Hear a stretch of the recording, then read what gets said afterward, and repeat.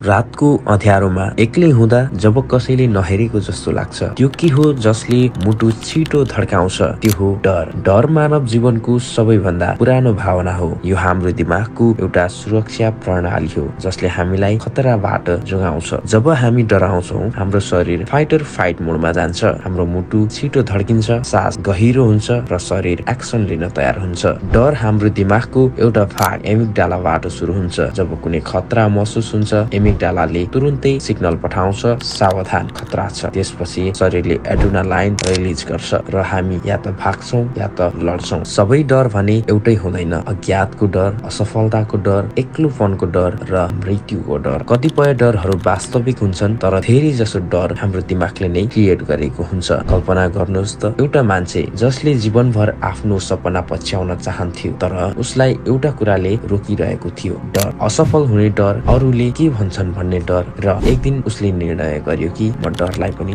जित्छु। त्यो दिनदेखि उसको जीवन पुरै बदलियो। डरले हाम्रो सोचलाई नियन्त्रण गर्छ, हाम्रो निर्णय रोक्छ र हामीलाई सानो संकुचित बनाउँछ। तर साँचो कुरा के हो भने डर आफैमा कमजोर छ। हामीले उसलाई शक्ति दिन्छौँ। डरलाई जित्ने एउटै उपाय छ, उसलाई सामना गर्नु। जब तपाईँ आफ्नो डरलाई सिधै हेर्नुहुन्छ, त्यो बिस्तारै हराउँदै जान्छ। रिमेम्बर, करेज भनेको डर नभएको होइन, डर हुँदाहुँदै पनि अघि बढ्नु हो। डर तपाईको शत्रु होइन, त्यो तपाईको शिक्षक हो। यदि तपाईले डरलाई बुझ्नुभयो भने त्यो नै तपाईको सबैभन्दा ठूलो शक्ति बन्न सक्छ। अब प्रश्न यो छ कि तपाई डरबाट भाग्नुहुन्छ कि उसलाई जित्नुहुन्छ?